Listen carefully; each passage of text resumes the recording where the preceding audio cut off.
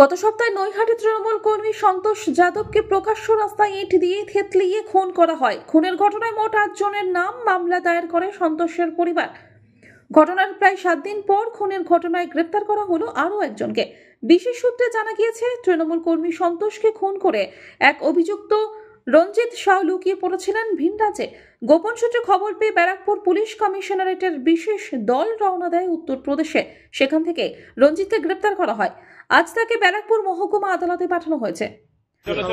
रंजीत भाई তুমি ছিলে? रंजीत हुआ का तुम थे वहाँ बोला बोला में रंजीत हुआ बोल ना रंजीत चुप तो है একটু এগো না না আমি আসছি তো। তুমি ছিলে? अरे छोड़ो ना रंजीत हुआ তুমি ছিলে? संतोष यादव का संतोष यादव मारा कैसे छिला तुम्ही रंजीत हुआ 4 5 6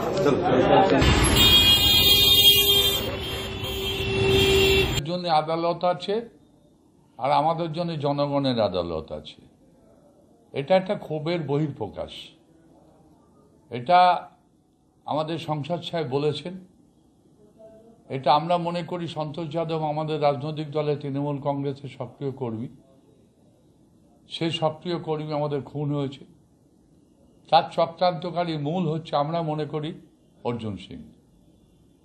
এটার মধ্যে কোনো দ্বিধা বা সংকোচ নেই, করেনি।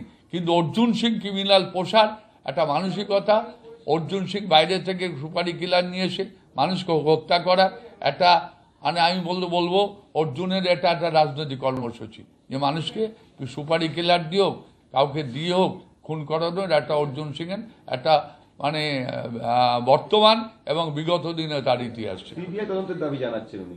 ওরা সিবিআই তদন্ত জানাতে পারে, ওরা ইডি তদন্ত জানাতে পারে, ওটা আদালতে যেতে পারে, ওরা এনআইএ যেতে পারে, কিন্তু আমরা আছি জনগণের সাথে।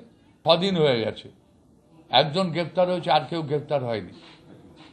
আজকে রঞ্জিত সাহু বলে একজনকে গ্রেপ্তার হয়েছে, যাই হোক আর একজন হয়তো হতে পারে, কিন্তু 6 জন হয়েছে মূল আসামি রাজেশ সাহু, অর্থাৎ ধাওড়া রাজেশকে আজও গ্রেপ্তার করতে পুলিশ পারেনি।